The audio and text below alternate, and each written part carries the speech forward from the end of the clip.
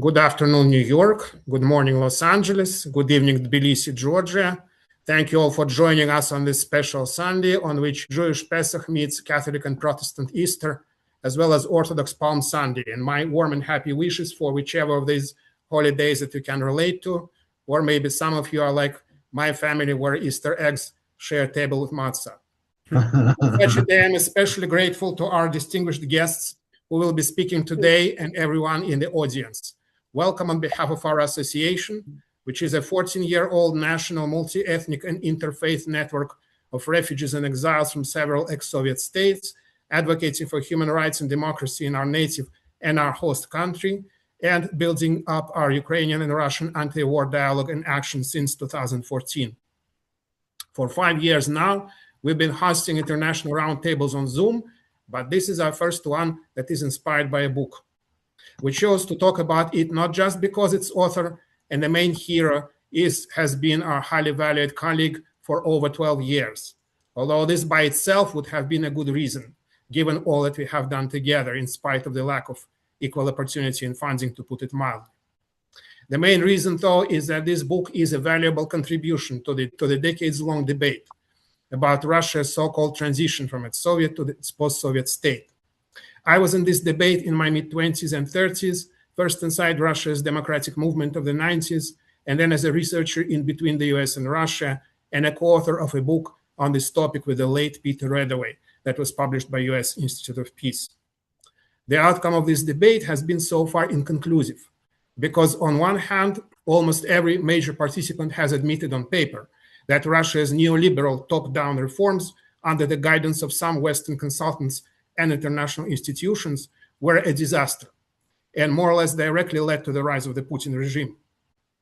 Yet at the same time, many of those in the West and in the East who aggressively marketed these reforms have stayed in charge of Russia-related narratives and resources in key institutions in Washington, New York, Stanford, and elsewhere, and have also acted as gatekeepers to resources and media attention in the pro-democracy and anti-war part of our diaspora. The book is densely populated with Russian politicians, thinkers, and doers of the 90s, some of them quite prominent and promising at the time as Russia's alternative leaders. With some, I was fortunate to work closely together. Yet today, their names will hardly ring a bell, having been erased from public consciousness by the Kremlin's rewriting of Russia's recent history in its own favor, but also by those outside of Russia who downplayed whatever did not fit into the neoliberal mold, silencing the warnings of Russians and Westerners that Russia at the peak of those reforms had many features of a Weimar Russia, quote unquote, akin to pre-Nazi Germany. The task before the West in Russia was of the magnitude of the Marshall Plan, yet key Western decision makers were unprepared and had no strategic and visionary leadership. Some of the best proposals by both Russians and Westerners for transforming the structure of Russian economy and society gained no traction at all. We see reflections of it in the book's story of its hero trip to the US in 1992 with a perfectly rational proposal to support Russia's nascent private farms, which in retrospect would have helped build up its middle class and free agricultural market. Yet it is rejected by potential donors, saying that average Americans would not be willing to support anything so complex and remote. In reality, it would have been contrary to the interests of America's agricultural lobby, which was much better served by the policies of Russia's reformers that cut off most government support for agriculture while opening its food market to imports overnight, essentially taking most of Russia's public and private agriculture out of business. About the same failure, although for other reasons, happens when the book's hero tries to help raise funds in the US for the civilian conversion of a military plant. Again, in retrospect, what would have been more strategically important than conversion if one wanted to prevent the resurgence of Russia's military-industrial complex and its future 21st century wars?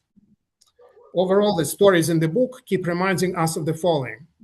The millions of Russians who for a brief period of time got a chance to remake their country by taking power in their hands and engaged in this humongous effort did not have the resources to succeed without a strategic and intentional support from the West for such a bottom-up transformation, because of the enormous disparity in resources between the Soviet-era ruling elite and the rest of society, and also because of the lack of knowledge of how government regulation and market incentives could work together to be used to prevent the surrender of the totality of economic power to the old ruling class and its allies in the criminal underworld.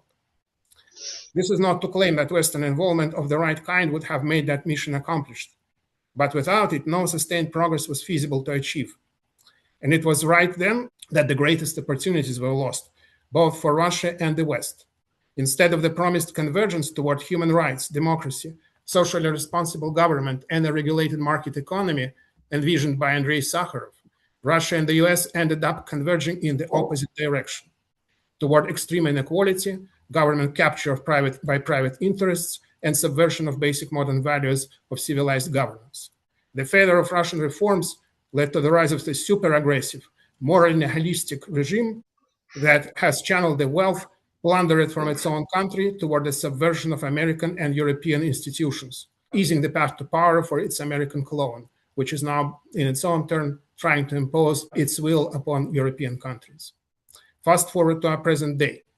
Russian Democrats in exile, being a largely disempowered minority within the diaspora, like pro-democracy Russians in the 90s, have not enough leverage to transform their diaspora's undemocratic and insular structure without support from other Americans and Europeans, most of which could not care less, even though, yet again, the stakes for Western societies are high, given the Russian diaspora's relative size and wealth and its use by Kremlin-connected allies as a conduit of financial and political corruption.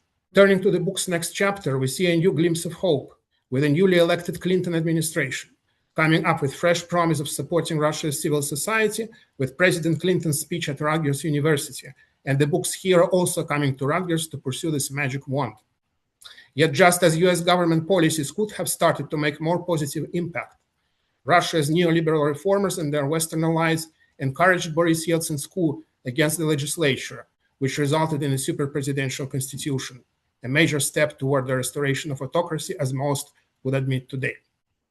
Just about then, some fairly generous American support for Russian civil society initiatives finally took off. But as evident from the book, it was too little too late. The energies and the hopes of Russia's civil society builders were sinking into the misery unleashed by the rapid-fire removal of price controls in a super-monopolistic economy, producing hyperinflation. Millions of Russians were rushing to the exit, seeing no future for them and their children under this pseudo-market economy, while Soviet-era elites, freshly legitimized by elections and Western-sounding titles, were converting their political power into private ownership of yesterday's public wealth. They also show up in the book as the gatekeepers to Western funding, whether controlling the banks where grant money had to be deposited only to vanish without a trace, or as local officials in charge of the red tape facing the very first nonprofits.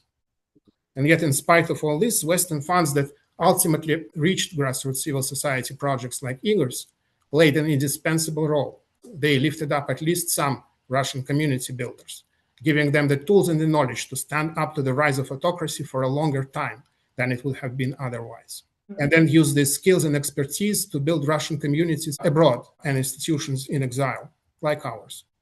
And they also helped Russia's neighbors, as we read in the critically important section of the book about Igor's community building trip to the Donbas region of Ukraine. The last topic I'll touch upon is the story of the author's car trip across the United States to meet grassroots organizers and intentional communities, some of them built as collective defense against corporate overreach, but more often as a form of exit from mainstream economy and society, an exit that many Americans, unlike Russians, were still able to afford. Some of us can remember pretty well that at the turn of the century, grassroots communities was a hot topic, not least due to Robert Putnam's book, Bowling Alone, whose data raised justified alarm about the decline of social capital in America.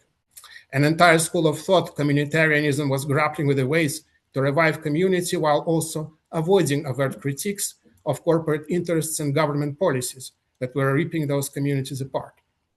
Community institutions were often marketed as a helpful auxiliary to neoliberal governments, from the US to Russia, that were busy offloading their socio-economic responsibilities to nonprofits and churches. It was still not acceptable to question neoliberal dogmas, including the growth of inequality, as the norm, not until the global financial crisis. Yet already back then, some more far-sighted observers were pointing to the darker clouds on the horizon. Robert Reich was writing about what he called the secession of the successful from the rest of society. Edward Luttwak was predicting fascism in America, and the great thinker of his time, Richard Rorty, spoke of the coming Weimar period for global economic system as a whole. On the wider societal level, some of the premonition of a breakdown, not unlike the feelings of those Russians that the book depicts rushing out of the country at the start of neoliberal reforms, is reflected in the book's conversations with Americans, telling the author that the country is going downhill and the melting pot is turning into a boiling pot. To sum up, this book is a remarkable multi-stage discovery. First, of the reasons behind the short-term difference in the fortunes of the lower middle class Russians and Americans, and then gradually over time of the longer-term convergence of the two societies toward a structure that, already beyond the time frame of this book, turns out to be so much more antithetical to democracy than almost anyone was able to foresee back then. This book ought to be widely discussed in Russia-focused think tanks and beyond, yet I wouldn't bet on it, given how tightly controlled are the lists of topics and people recognized by these institutions, and giving the funding and staffing guardrails that inhibit inconvenient shifts in the mainstream narratives about Russia. So I will stop at this, and I will pass the floor to the book's main hero, that is its author, Igor Kokarev. The floor is yours. Thank you very much, Dmitri. It's a rare opportunity to see my old friends together. We didn't see each other for 32, 33 years, I may say. And in my memory, your faces are so young. I have to explain why we are talking about this book 33 years after the events. We are coming back to discuss something which was very important to my life. But you should know that the book, The Confession of a Foreign Agent in Russian, was written and published in 2005. It was the first edition. And it took me 15 years, 20 years to translate part of it in English and reconstruct it to be focused mostly on the days which are familiar for you guys. For you, Dan, for you, David, for you, Gillian, my very, very sincerely, my deep, lifelong friends. And I can say that without you, we wouldn't be able to start what we did, what we are going to discuss right now. As a sociologist, my central goal was to test whether Homo Sovieticus was capable of transformation. And it was a great chance, thanks to David Chavez, who led me to the right direction. It was a Sunday in Rutgers University in his Community Development Center, where we discussed possibility to help Russia to find a proper pace to democracy. And it happened that he introduced me, Gillian and Dan, and then we got this partnership. And with help of our American partners, we acquired the first practical skills of grassroots self-organization, organizing, training as a tool of collective thinking, discipline of discussion, and adapted these methods to Russian realities. Very hard realities, really, mass housing reportization, which awake a lot of people, taught them how to take responsibility for their houses. Years of economic hardship and the absence of social protection as an institution at all. And the very first experience demonstrated not only the capacity, but also the creative ingenuity of Moscow residents in another city in improving the quality of local self-governments and their private lives together in communities. We are happy with our achievements, and David and Gillian can add some more about these first efforts to teach us what to do, the first steps in self-organizing. And I believe that they saw the first successful attempts in local communities. But the main obstacle then and now has been the authorities, unfortunately. Primary at the local level. Dan and Gillian and David probably didn't see what we saw, because we were in deep contact and close encounter of the first kind, or the third kind, with these local governments. And their resistance to the changes was very clear. The Soviet bureaucracy remained largely intact, both in structure, in the mindset.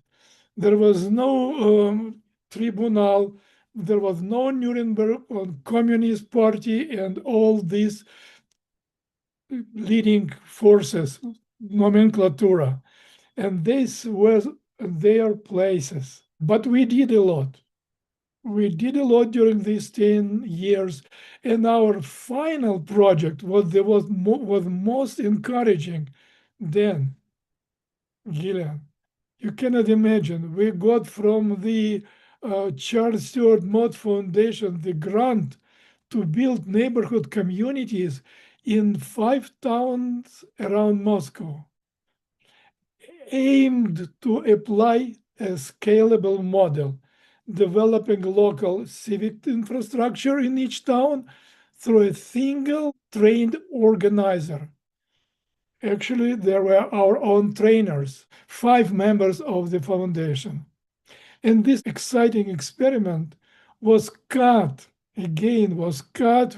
shortly by the 1998 financial default, when again, 4th time, our funds were effectively lost through the collapse of the banking system. Throughout this entire project, the state did not allocate a single ruble to support our efforts for these 10 years. No support except some gratitude letters, they call it supporting letters. You do a great job, guys. We support you from the State Duma, but not a copy, not a dollar, not a ruble. But fortunately, in 2004 and 5, I continued developing the model as a franchise with Michael Khodorkovsky in Open Russia.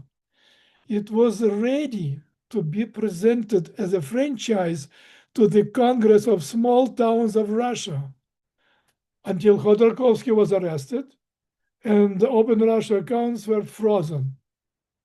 And this marked the end of our general attempt to build civil society from the ground up, unfortunately. But what we managed to achieve, we, the team of the Citizen Foundation, was documented and preserved in our books. Actually, it was 7 books written by all team of our Citizen Foundation. Elena Shomina wrote a very important book, and her son, Sergei, by the way, is continuing our efforts in contemporary Russia. I wrote 3 books, small books, on community development, being teaching in High School of Economics later. And all these books are available, and I hope that not only we are discussing them, they are available for the future coming generation. I hope they will be useful. And now, these days, we Americans and Russians, unfortunately, found ourselves in the same page, and we have to join our efforts to defend democracy, to fight against tyranny and bureaucracy in our both countries. And my last words will be, I remember it from my youth, El pueblo unito jamás será vencido. Thank you, Igor, for lots of thought compressed in a short time. We are moving to our other distinguished speakers. Gillian Kaye is an internationally recognized collaboration and planning consultant and coach with expertise in organizational capacity building.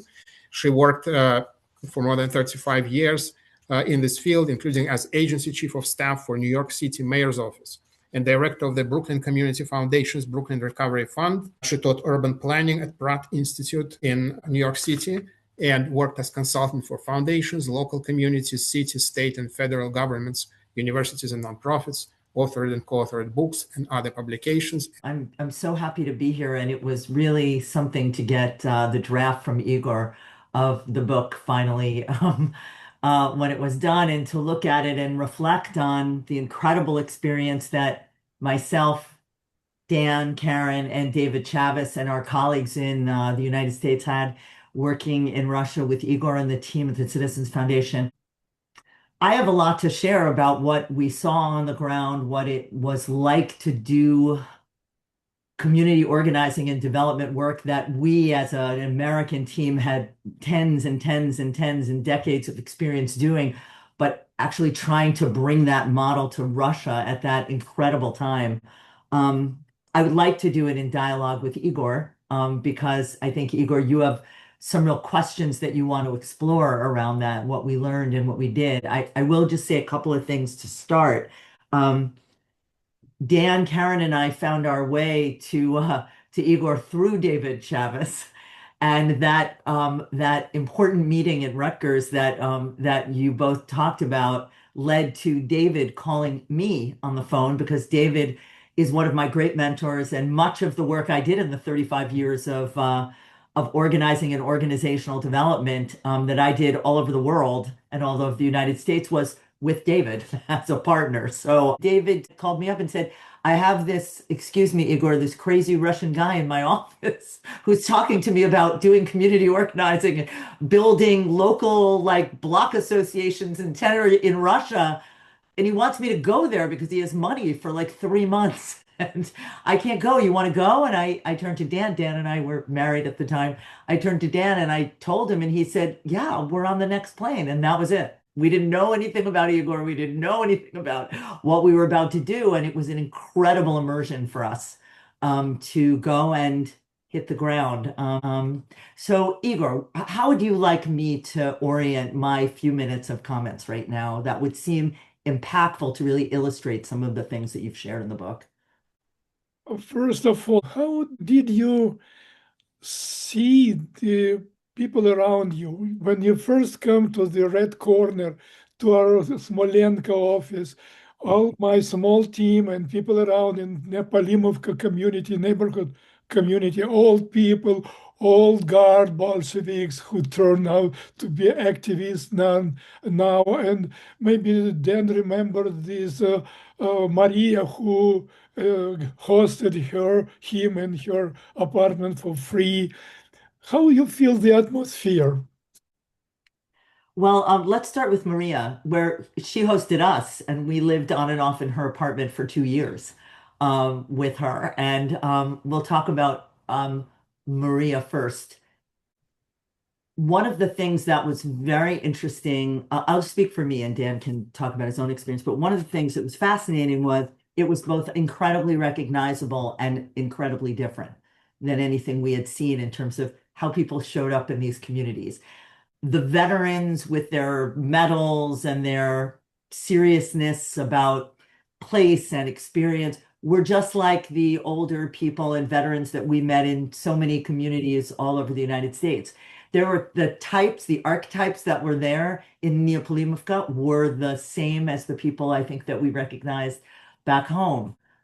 And that was one of the problems with how we started, and it faltered, if you recall. And maybe that's something I'll focus on right now, is that, and David will pick this up in a little bit, I know, is that we saw it as, oh, this is just like what it's like in the United States. And again, between all of us, we have 70 years of community development and organizing experience. And so we're ready to plunge in. And at every turn, we've hit roadblocks, one after the other after the other. Igor, if you remember the first time that we came and talked about having a community meeting or training, you write about it in the book. We walked in and there were all the chairs set up in rows, and we said, oh, no, we have to have them in a circle, until we realized they were bolted into the floor. And so we had to have that whole conversation about what does that mean that we have to be in a circle rather than in front. And that began something I think was one of the most pivotal parts of the cross-cultural work that we began, was when you said, Igor, I think it was, we're talking to each other, but we're not, and we're using language, but it's not the same language. And we had to pull back and stop and have a whole bunch of work to do together around, what does that word mean, community? What does it mean in Russian? What does it mean in English? How do we, and we started to create an entirely new language together, a glossary of terms and concepts that we struggled with how to create so that it had meaning in the context of the work we were doing in Russia.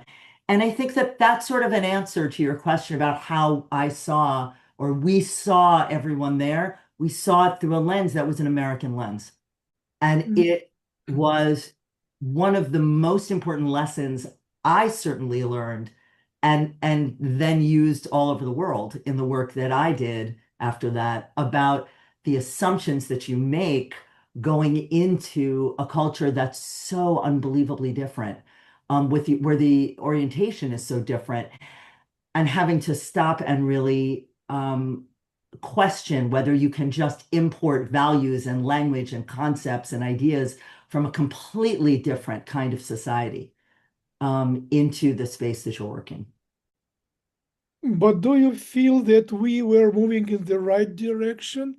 That people around us just were open? Do you remember how happy they were to follow the rules of training? And they took it with joy, this game, to talk to people, to talk politely to each other, to listen to each other, not to shout, to raise, to cry like we did in our meetings before.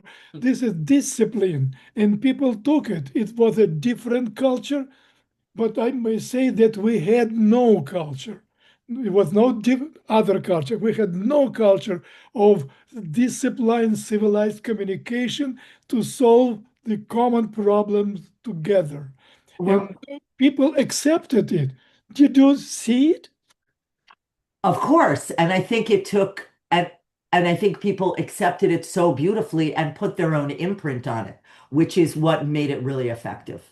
And that co-creating that we continued to do over the years that we were working together is what was, the secret sauce of why the impact became, I think, so great, and why people really could embrace it as their own. People were hungry to understand a different way of working together. And it was when we could co-create a language and concepts and really understand what we were talking about that it became so impactful. So yes, it was an unbelievably fertile ground and an exciting moment when people were so ready. Yeah, and also there were some different, really critically different problems which faced our people and you in the United States. Hunger in Russia, in Moscow in the 90s, was really hunger. Yeah. And what we did, we tried to bring food from the neighbor villages, from the relatives of the tenants. And was the first step toward communication and organizing. We were forced to be organized if we want to survive. And you showed us the right way how to do it. Dan, please join our conversation. Explain a little bit about the project itself. What kind of problems you met as a manager from the very beginning? Tell about our partners, about our people around you. Let me then introduce Dan, and I will ask Yulia to show his bio on screen, which is in the same file. Dän Karan worked for New York City nonprofit housing and community development organizations for 30 years, developing low-income housing. It was during this time that he directed the USAID International Partnership Project between 10 American nonprofits and 2 Russian NGOs, including Igor Citizen Foundation. 5 years ago, he left the nonprofit sector and has been teaching social studies in high school in the South Bronx. Dan lives in Yonkers, where he is politically active in local progressive organizations. Thank you, Dmitri. Igor, wonderful to see you again. Gillian and David also. This brings back wonderful memories, but also mixed emotions, right? Because I think for myself, and I think for all of our American partners, I still consider this one of the best, most exciting work projects in my entire career. At the same time, it was also one of the most depressing because of the conditions we found when we first arrived in Russia, and also to echo Dmitri's points, because of what we saw as the American goals in Russia right from the very beginning. One example, before I came to Russia for the first time, I was curious what other American organizations were doing there. And so because my organization was a housing organization, I called the Urban Institute, which was essentially the American nonprofit that, for all intensive purposes, was the voice of America in terms of housing policy and what they wanted to do in Russia.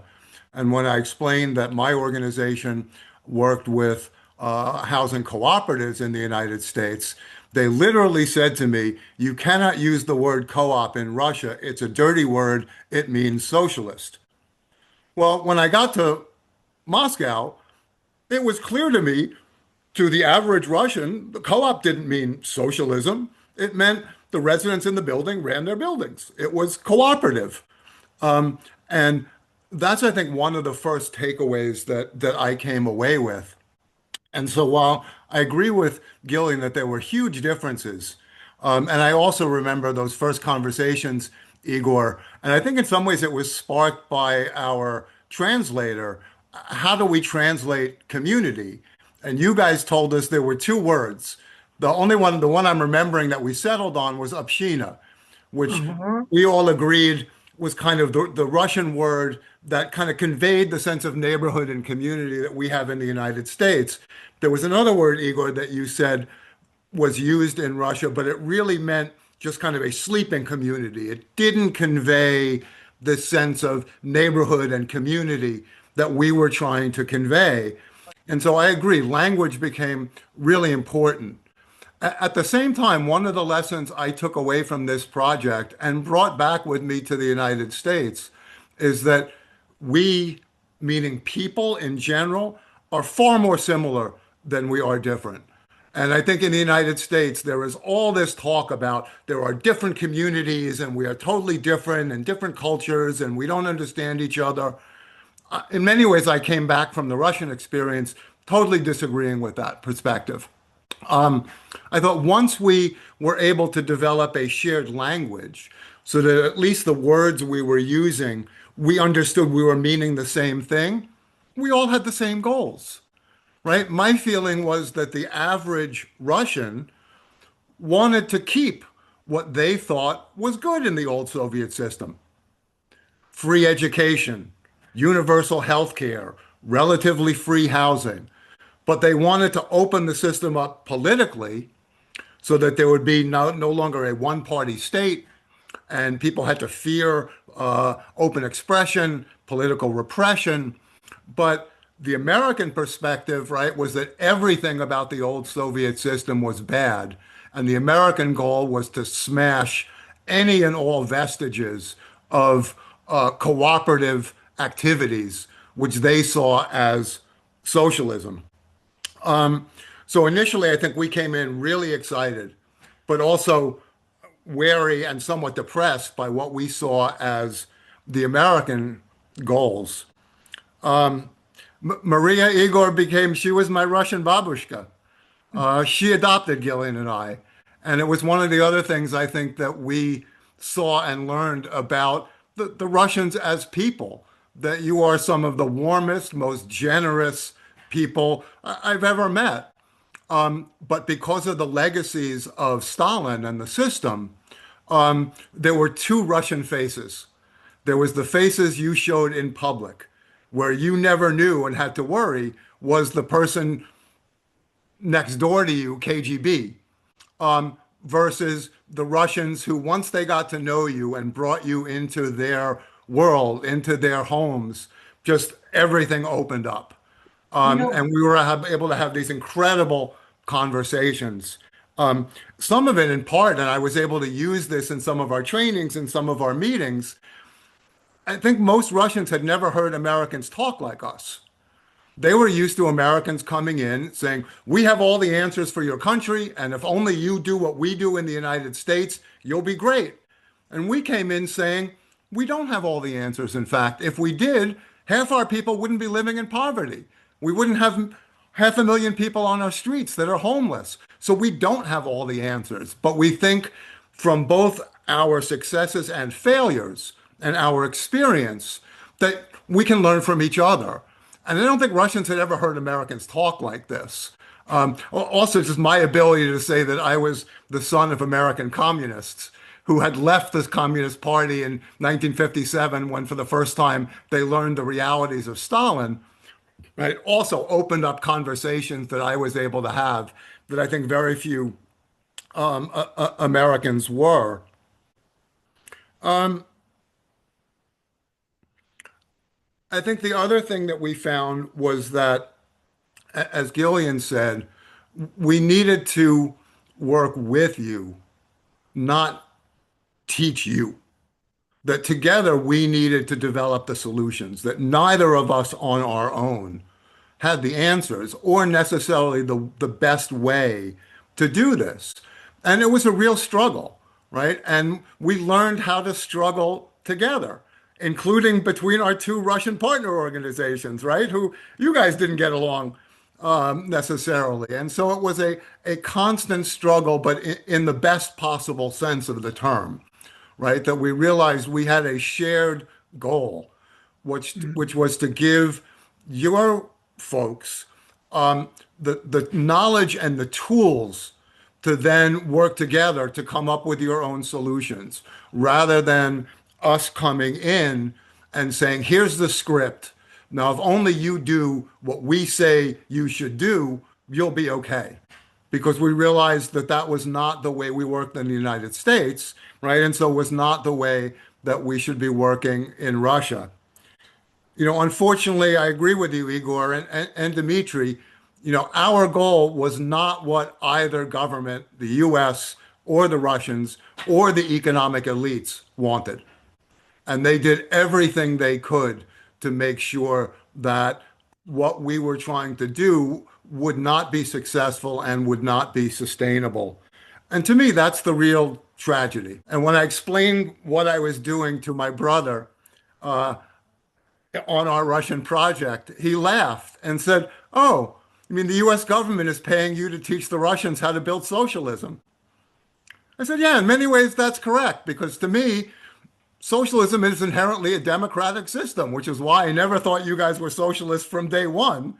But what we were trying to build, and I think, Igor, your vision was to really empower people at the grassroots level to come up with their own solutions and build a society that was fair and equitable to everyone.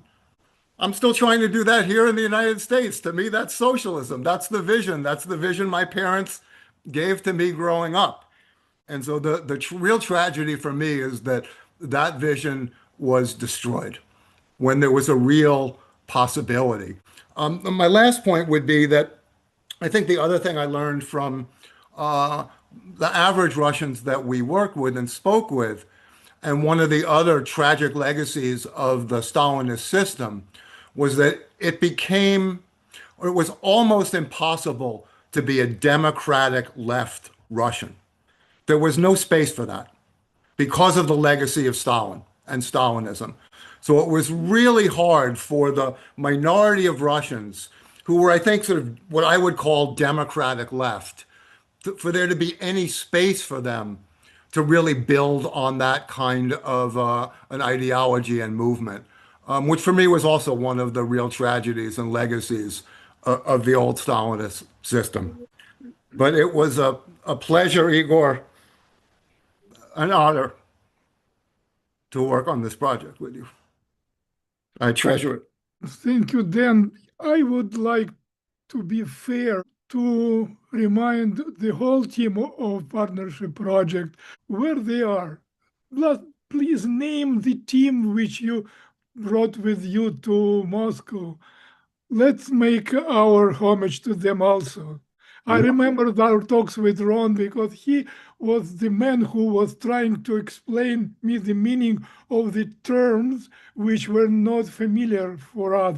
For example, till today, it's not very clear what does it mean social service in Soviet Russia and the post-Soviet Russia also. What is social services? And we discussed it many times, long time, with Ron, and I was very grateful to him because his mind, his experience in general democratic issues and community development was very precious for me. Well, I can start. And I'll say it this way: when Dan, Igor, when we came back from Russia and had all decided to seek that grant from USAID. For doing this project with you, doing this work with you. We put together what we called our dream team. We thought about the people who had the most impact in the United States in the areas that we wanted to work in, and social service development, grassroots organizing, community development. And here's the team that we put together. Ron Schiffman, who is now retired, was the founder of the School of Urban Planning at Pratt Institute in Brooklyn, which was in the 70s a revolutionary way of looking at urban planning that had never been done in the United States or anywhere else, I think, where urban planning for cities was about community engagement and involvement. And it was very radical and very dynamic, and became a model for the rest of the country. That was Ron Schiffman, and he was on our team, along with Rudy Bryant, who was the associate director of the Pratt, longtime colleague of mine, the associate director of the Pratt Institute for Community Development, which Ron was running then. And Rudy was one of the most important grassroots leadership development trainers in the country, who just wished me a happy birthday. So that was the Pratt team. We had Steve Burkhart from Hunter College, City University, and Steve Burkhart is still the head of the community organizing concentration in the School of Social Work at Hunter College. And Steve Burkhart became a commissioner in city government for quite a long time, leading cutting edge work around social services, especially for families in New York City. Dan, help me out. Tom Camber, Igor, who was worked with me at my housing organization. So I brought Tom in as the overall project manager. Igor, Tom started his own nonprofit called OATS, Older Adult Technology Services, that teaches older adults how to use technology. So, for example, they're able to teach 80-year-old homebound seniors how to blog so that they have some communication and connection with the outside world. He has been very, very successful with this organization that started in New York. It is now national. I did some consulting with them, and they were just acquired by AARP, which is the largest retirement, it's a huge lobby organization here for seniors, and they bought his organization, and he's now on board with them. Please, my best regards to all of them. Helene Clark, let's say, our evaluator, who was Elena Shomina's partner. Helene also went on to, she does theory of change work all over the world, doing theory of change and evaluation work for organizations with her own nonprofit, still based at, what's the university? She's at Community Grad Center. Community Grad Center at the City University of New York Graduate Center. Before we move to Nodar, who is our next speaker, I would like just to briefly introduce the rest of our team that is here with us so that you know each other. And my thanks to Julia Krotova, who is helping me as a co-host here. She is the vice chair of the board of our association and heads a chapter in Atlanta, quite well organized and big part of our association. And she was a lawyer in Russia, and she is a political exile in the United States. And also Anna Neifeld, who is here with us, a member of our board of directors, originally from Odessa, the same city as Igor, and is in immigration law for many years, helping our clients, Russians and Ukrainians and others. Speaking of Stalin, I just want to refer to one brilliant part of Igor's book that I was unable to mention in my main remarks, which basically tells me how the attention of many Americans, especially Americans with power to draw attention to the right things in Russia, was, I believe, misdirected in many ways. There is a story in the book about a filmmaker coming to Russia, to Moscow in the last months of the Soviet Union to make a film about, of all people, Stalin. High budget film about Joseph Stalin in an impoverished country, which was at the peak of the rejection of Stalinism. And where people were looking for attention to survivors, for justice for survivors, to put them on some kind of pedestal, and justice to those who came out and were busy rejecting and just not trying to dismantle the legacy of Stalinism. But the direction was opposite, and there were lots of books and things done about Stalin's life in the past 30 years in the West, but I haven't seen any film or anything major that would draw attention to survivors and to people who were fighting against Stalinism in the 80s and the 90s and were trying to dismantle it. And we know how much visual image is important for motivating or discouraging people to do anything. Now, our next speaker is Nodar. Nodar Hananashvili is a lawyer. He is the author of more than 150 scholarly works and publications on social development. One of he's a co-author of a textbook in Russian on social technologies, and of textbooks on monitoring and evaluation of social projects. He led educational trainings and seminars, over 300 of them, in more than 50 regions of Russia and abroad. And he is an expert in mediation. I'm speaking English not so good to speak with you all, but I understand all that you say. Больше 10 лет назад Игорь ко мне как раз обратился с просьбой посмотреть книгу. Я посмотрел, и для меня она была очень полезна. Я ее прочитал внимательно и даже сделал какие-то замечания, предложения. И я очень рад, что сегодня Игорь обсуждает в широком кругу эту книгу. Так получилось, что я это же примерно время, в эти же годы, был достаточно активен тоже на общественном поприще. И поэтому для меня эта книга еще ценна и тем, что я вижу в ней какую-то параллель со своей работой. Я дважды был муниципальным депутатом и занимался как раз вопросами местных сообществ. Причем случилось это с 1990 по 1993 год, а второй раз с 2017 по 2022.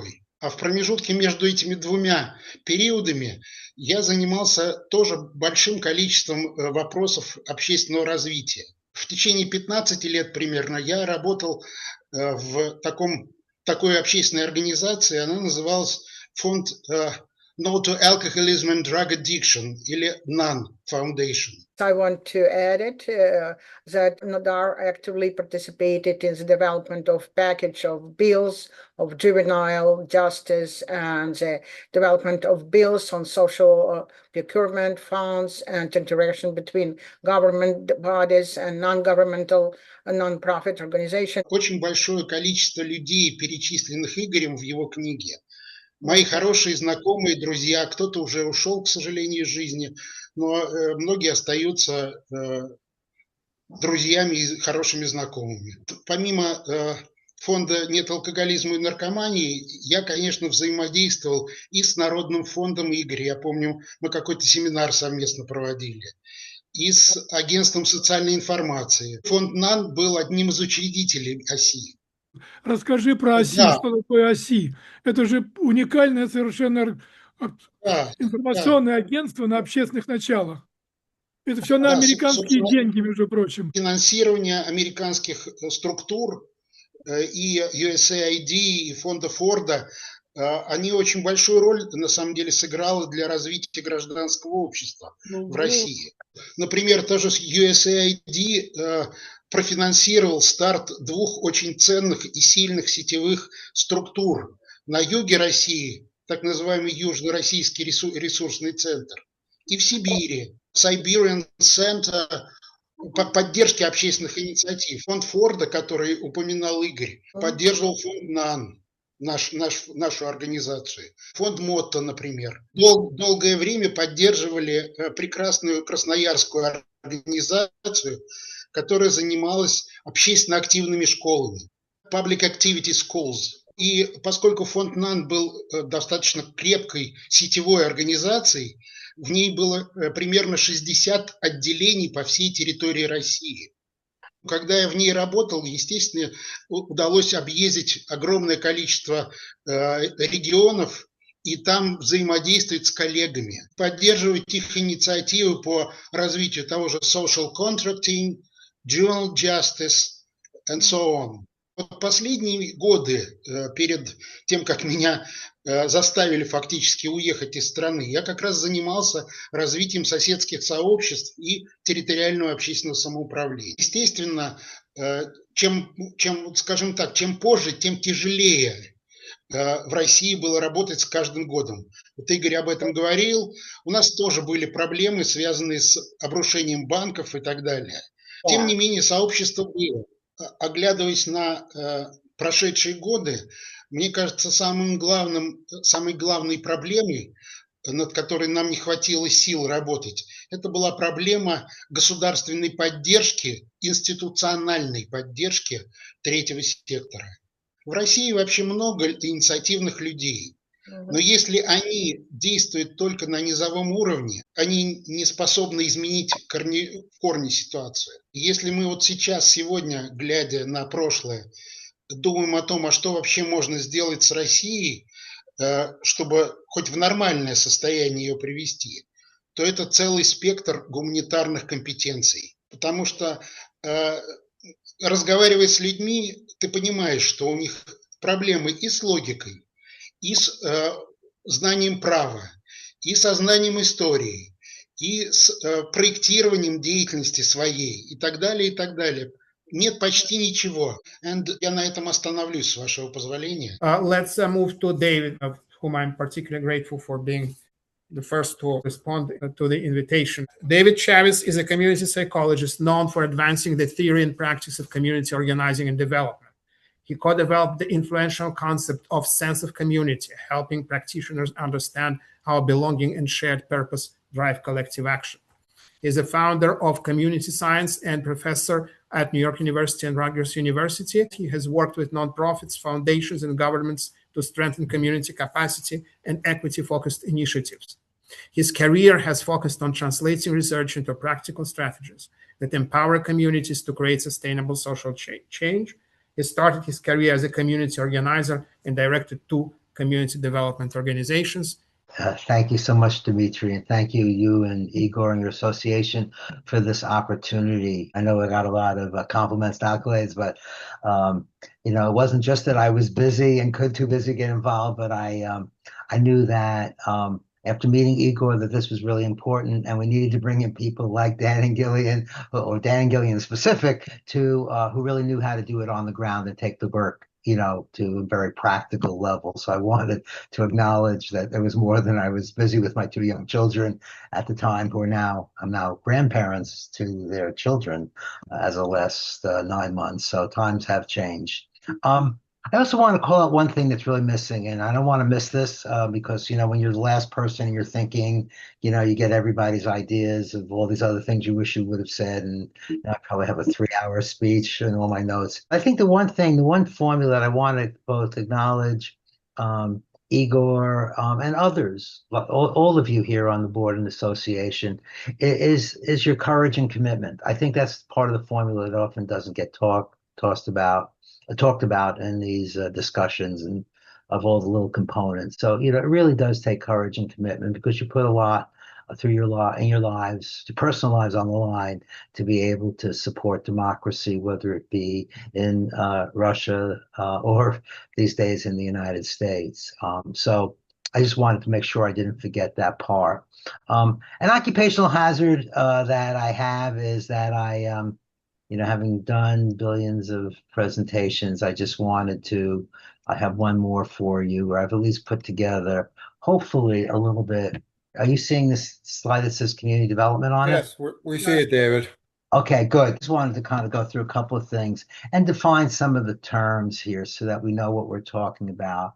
I'll start with 2, which is the United Nations version of this, which is a process in which community members come together to take collective action and generate solutions to common problems, if that's a theme. And I'm doing this because I was asked to kind of frame this in the bigger context. And then the second one, which I also like, which is, it's a practice that in the United States, it's a profession. And that it's practice-based and a discipline with research that really promotes participatory democracy, sustainable development, rights, equality, economic opportunity through the organization and education and empowerment of people, whether these in different types of community, as we struggle with that, whether they be locality, those of identity, in urban and rural settings. So really giving you the idea that this is a holistic approach, like human development, community development is a holistic approach, but at the core, as I'll talk about, is the issues of power and control and influence and all those factors that run against the system. I think that's really important to understand. And again, context matters in all this kind of work. And I'm going to summarize pretty much what's been said, I hope, in certain ways. I mean, first of all, my context is that my family came from central Ukraine. I learned from Igor. I was sitting down one day. My mother always said we came from Russia, but it was thanks to Igor I learned I was really from Ukraine. My family was from Ukraine, and that I've had 3 trips to Russia, one on this project, another one on another project, similar type of project, and then to my family roots trip through Ukraine and Russia, to finding my family that was moved to Gorky, which is now Nizhny Novgorod, and spent some time there. So it's really a snapshot. Anything I say, I have to say that it's based on those observations and my experience a long time ago. My last visit to Russia was in 2015. I think it's important to understand that how we got there in the United States, and I come from a very optimistic view about that because of this context. First of all, that we started with a revolution, against tyranny, and that's very much part of our social image. Versus in Russia, largely the system imploded; it didn't have that movement. So you see other democratic countries that want democratization, there was an internal movement, that led to that. They could build on the momentum. So that was one of the challenges we faced then, and what continues to challenge. We had this idea of the barn raising, coming together. We were a frontier ideology. And at the same time, with diverse immigration, immigration from diverse countries, these Italians, Irish, Jewish, all the different ethnicities, as they came into the United States, in order to survive in this new world, they had to form associations, mutual aid associations, and that created part of the culture. We also had a very strong unionization movement,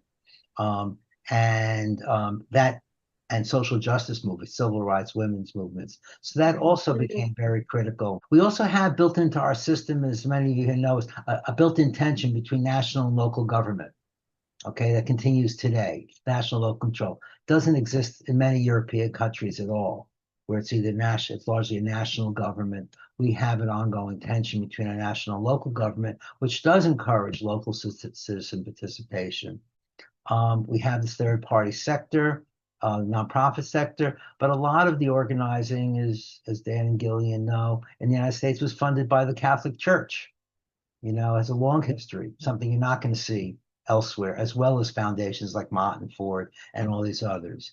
And that we had the open influence of a lot of other thinkers. Things were different. Obviously, what's happened in post-Soviet context better than I do. but these things didn't exist. So the challenge was, as Dan we came in naively, we didn't understand it, and that is a challenge even today as we see these things. The other dynamic that I've often thought about in comparing the United States and the former Soviet Union, Russia today, is this interesting dynamic that where we all strive for freedom, okay, and want that freedom as people all over the world, but at the same time, we're afraid of freedom and the chaos that it often does. And so as Eric Fromm, the anthropologist, taught, that escape from freedom that leads to totalitarian government. When people get too much, they get scared and want to be better controlled. And therefore we see the Donald Trumps and the Putins emerge as strong leaders because in people's minds, they give order. And that's a real dynamic that we have to think that community organizing gives that sense when it's taken in the right context, gives people a sense of control over their environment that they didn't have previously. Again, to say that community development, therefore, is a process, a citizen-driven process for political, social, economic, and physical well-being of community members. And that at its core, community development builds the power of local residents, often those disenfranchised, to manage and control change internally. I'm a big critic right now of both Putnam's book, which I understand why Dmitri mentions it. It's the more popular version of it. But I think that, that only paints one point. The demise of community is well overrated here.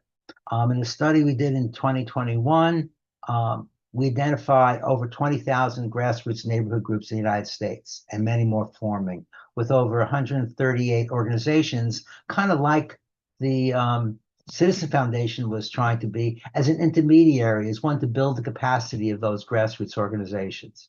And we still see activity. It's not covered in the media. I've been blessed with the opportunity for the last 40-something, 50 years to be able to go and visit and see those things like Dan and Gillian that are still going on in the United States. I would say in closing about that, just in Baltimore, I live in Baltimore, Maryland, there's 65 active neighborhood associations. There's a World for Improvement, but this is very much going on.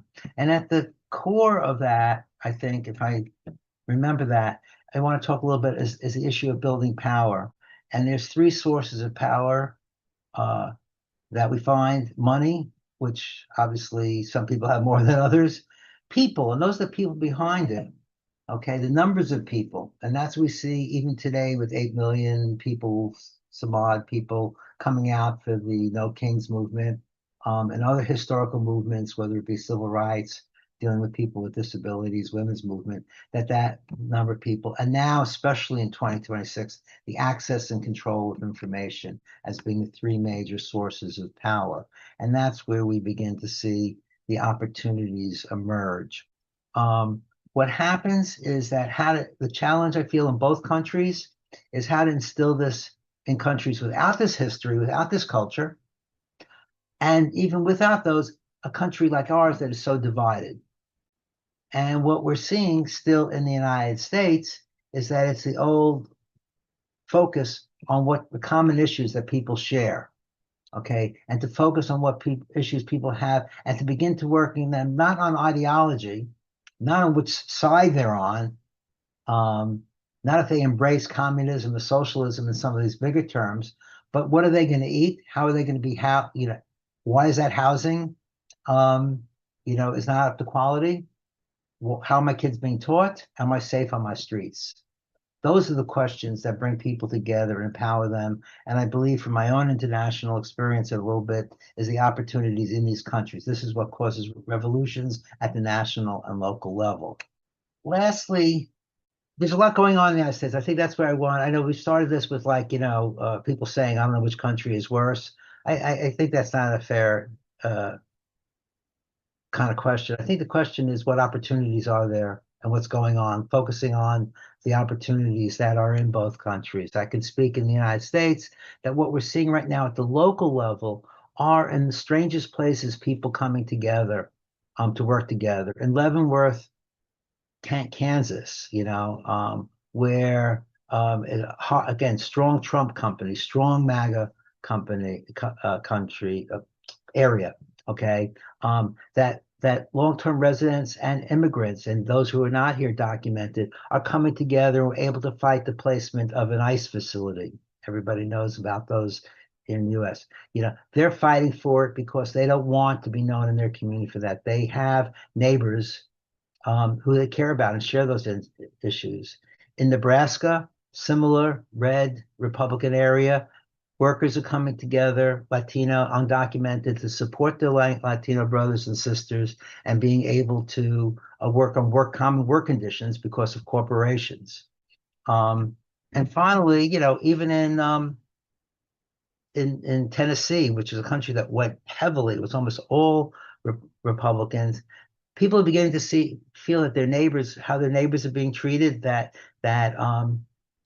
safety of their Latino, of their immigrant neighbors affects their safety, that commonality. What we have in common is where community comes from, and are still working together to do that. In my work now, I'm still maintaining my optimism because I have the blessing of being able to see what the media doesn't report, and the value. I don't think we talk enough about the role that media plays in this. We just talk about government and foundations, but still the media plays an incredibly important idea in framing our optimism and as a tool for those power mostly to give us the bad news, bad news sells, as they say, if it bleeds, it leads, and not showing us the positivity and what people really do when they come together. To me, the story of Igor's story and the story for others is about that story of, as I started with, commitment and courage, or courage and commitment, to be able to continue the fight, to take the hits, to stay with the frustrations. I admire you as much, no matter what I call you crazy, but crazy can be a good thing. And because it takes that kind of detachment from reality, maybe sometimes, to keep you going forward. And to be able to have the courage and the fortitude to be able to deal with all the shit that life and oppressive regimes can dish out for you and corporate interests. So thank you for this opportunity, and just leave it there. Thank you, David, for this remarkable thoughts and lots of things to discuss. I just, if I may, briefly mention that as someone who believes to have been a part of Russia's democratic movement since the late 80s, I'm kind of partial in this regard. I can't objectively judge, probably. I have made some effort to draw attention to the legacy of this movement, both in Russia and in East European countries, that was awakened in many ways, that was suppressed by the late Soviet regime, but was awakened by Gorbachev perestroika. And I hopefully won't abuse too much my role here if I paste a link to my video on, of all places, TikTok, where I talk about this movement and its legacy for the United States today, and why it, I believe, is important, just if any of you would be interested. Let's move to the conversation. Let's try to wrap up in the next 15 minutes or so, but anyone is welcome to comment. I would just throw something in for you all to think about regarding trying to rebuild any democratic movement in Russia. And this is where David and I, and perhaps David, Gillian, and I may part company somewhat. I left the nonprofit sector in the United States in many ways out of disgust, and in many ways believing that the nonprofit sector writ large is more a part of the problem than the solution. I think there are some wonderful organizations and people, David, Gillian, and organizations in the nonprofit sector that are trying to do some very good work. But at the same time, we were beholden to our funders, which was government, corporations, the large foundations, who limit and channel the work that we do. The first community development corporations in the United States were deliberately created and funded by the Ford Foundation and the Rand Corporation to put a lid on Black activism in the late 1960s and early 1970s in the United States. So one of the things I would throw into this mix, and something for for you all to consider in how do you rebuild a democratic movement, whether it's in Russia or the former Soviet republics, is do you want to do this through a nonprofit sector? Is there another way to do this? And if so, how? Because we need funding to do this stuff, right? But those funds come with strings. And also, I think in many ways, they limit and channel our work in ways that we don't want, and ultimately may prop up the very system that we are trying to change. If I can just agree with Dan, that's just right. I think when it comes to power building, as I did, I think you're absolutely right. And so there's examples of it still takes money to do things. So those who have become self-funded movements, and be able to, like the IEF kind of stuff where they, the churches raise money to support or different institutions support, so that the money they're beholden financially to the local community work better. I don't doubt that. I would just make a plug for many of the social services do a better job through nonprofits than they do through government, but that's true. And having worked on many foundation power building initiatives, I can't agree more that there's a limit, to who's you're paying, as you were saying, being paid by the people who you want to fight has a built-in dilemma to it. A lot of lessons in that. So I would just be clear that I would agree on that with some exceptions. I also want to say, I'm also going to agree with Dan and say that, sorry, Dan, we agree with you. I'm also going to agree with Dan and David, you know this very well, that one of the models that have been, or a model that's been, it's small but very successful, and it should be replicated here, is nonprofits having a for-profit component and being able to fund themselves. And there are some really, really great examples around the United States of community-based development, organizing, whatever it is, institutions that have developed pretty robust for-profit pieces connected to them that fund the majority of their work. And I think that's a model that makes a lot of sense because it's completely self-contained then, and you're not dependent on these outside funders who, yes, I agree with you, David, are sometimes the people that we're trying to work against. I would like to compare NGOs in Ukraine and in Russia in our current situation. Ukrainian civil society is a robust force focused mainly on wartime resistance, humanitarian aid, anti-corruption, with NGOs serving as crucial, decentralized pillars of democracy.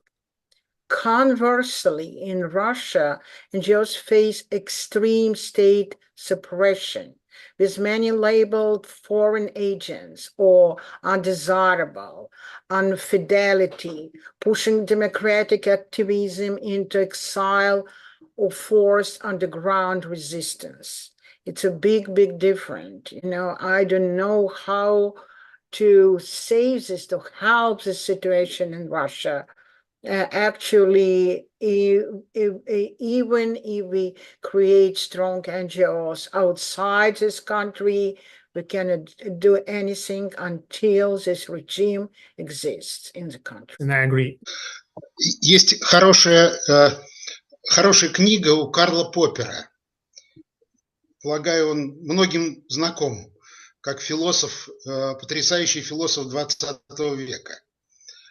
У него есть хорошая книга, она называется «Предположение и опровержение». Так вот, он исходит в своих размышлениях из того, что когда мы сравниваем что бы то ни было с чем бы то ни было, то важно смотреть не на общие свойства, а на различия. Когда мы пытаемся сравнивать Украину, например, с Россией, в моей истории тоже много есть примеров, как мы взаимодействовали с украинскими НПО. Например, идея социального заказа или social contracting, которую мы продвигали с 1994 года, первыми подхватили одесситы. В России разные регионы стали пробовать этот инструмент в 1998 году. А у них уже в 96-м появились книги. Я согласен с тем, что гражданское общество в Украине более компактное и более решительное, наверное. И есть еще один фактор, очень серьезно затрудняющий работу и развитие третьего сектора в России. Это расстояние. Не просто расстояние, но еще и очень слабая транспортная структура. То есть какие-то мероприятия организовывать очные оказывается невероятно дорого и без хорошего знания технологий непродуктивно. А уровень управленческой культуры в России столь же низок, как и многих других гуманитарных аспектов, о которых я сказал. Углубляться не буду, потому что это целая огромная емкая история. Я только скажу, что в 2015 году я написал довольно емкую работу, она называется «Над пропастью в трех соснах». Там я пытался проанализировать весь этот спектр гуманитарных компетенций, которые сегодня в России отсутствуют и которые нужно восстанавливать через работу с семьей, со школой и с местными сообществами. See, at the risk of continuing this conversation, I think that one reflection on Dan's comment and the continued discussion, I think one of the points I would raise for consideration is how can you have a civil society without a political movement to introduce it? And I think that in this discussion and other discussions, it gets separated. And I think what happens is that in a lot of countries, not just in Russia or Ukraine, the US model of the NGO just gets carried over as the solution. And, and it does work for social services. I will say the co-production of human services, the NGO system in the United States has generally worked fairly well, maybe for government gaps and stuff like that, but it works there. But on the civil society side, it's not really the panacea. I think a lot of countries, whether it be in sub-Saharan Africa, Russia, Southeast Asia, where I have worked, they take that model and think, okay, we just get an NGO and that works. And that's just a way to collect outside money. And I can respect that. But really, how do you get to this point? I just don't see, as I say, and I think it's really developing your own model of what's the society and how to get there, rather than taking this piece of largely American apparatus of the NGO and non-profits and try to jam it in there like an old Ford. And then, you got the Yugo out of that. But anyhow, it's like not exactly the, so it's something really to consider in this. And again, I want to emphasize that without the political movement and without the political ideology, it doesn't happen. It's not going to happen. It's going to be an exercise in a continued frustration. So I leave it there. Let me say it shortly. I believe that civil society does not depend so much on corporations' money. And the evidence of that is 8 million people in American cities a few days ago. And I wish to my country to have at least 1 million people in the streets. So I believe, probably you need a Hamas Arabian Sida. Not money makes freedom. People's will, people's skills of self-organizing, and the main ideas of democracy based on our rights to defend ourselves and to make our life decent and properly organized in interest of ordinary people. That's my opinion, and I still believe in democracy as a self-organizing efforts of millions of people. It doesn't depend on money. That's my hope, at least. And finally, I would like to say thank you for all of you guys who come to this meeting, especially for my friends and colleagues whom I didn't see for 30 years, and I'm absolutely happy, really happy. It's worthwhile to write this book, to see you today, guys. Thank you very, very much.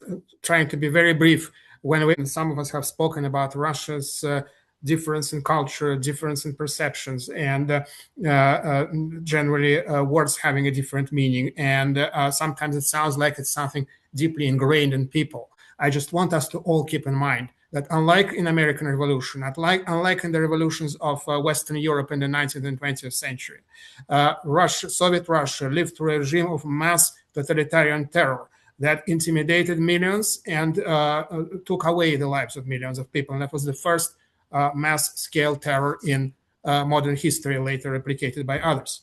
And I think we need to keep this in mind when we're looking at post-Soviet Russians and at their reactions and responses, as reflected in the book and in our conversation today. Now, money is not important, but important. We have been, for much of our history as an organization, all volunteer, even though I want to mention briefly, say thanks to those who supported us occasionally throughout the years, including New York City Council, and including Catholic Charities in the better times in both America's modern history, I believe, and our own. I encourage all of you who want, who can, who find what we do valuable, and who know someone who might find it valuable, to please support us. I put the 2 links in the chat, which basically lead to one page where you can donate online, by mail, and we always very grateful for this support, as well as for your intellectual support, because I very much hope that this will not be our last conversation, and we'll have other chances to pick your brain on what we do. I'm very grateful to those who came here. I just want to make a quick announcement for those who are interested in what we are doing next, even though it will be very different, but I think everyone would benefit from knowing. Our next roundtable of our association will be on Monday, April 20 at 6 p.m. Eastern Standard Time. It will be very different in that it will be hosted by me from DC, Washington, DC, along with our Ukrainian community organizers. It will be on the occasion of the 4th anniversary of the United for Ukraine Humanitarian Parole Program, and we'll discuss the current situation with humanitarian protections for all refugees and de facto refugees from the countries of the war zone, that is Ukrainian refugees and Russian anti-war asylum seekers. And we already have some congressional staffers confirmed as participants for this event. And thank you again, everyone who has joined. And thank you, Dmitry, for your efforts. Thank you very much. You did a great job. All these 2 weeks or the months we are preparing to meet these people, to put them together. I really appreciate your input in our common deal. Thank you, Dmitry. Thank you all very much, and have a great rest of Sunday, and all the best to everyone. Thank you. Take care. Thank you for all of you. Bye. You are the best. Yeah. Thank you, guys.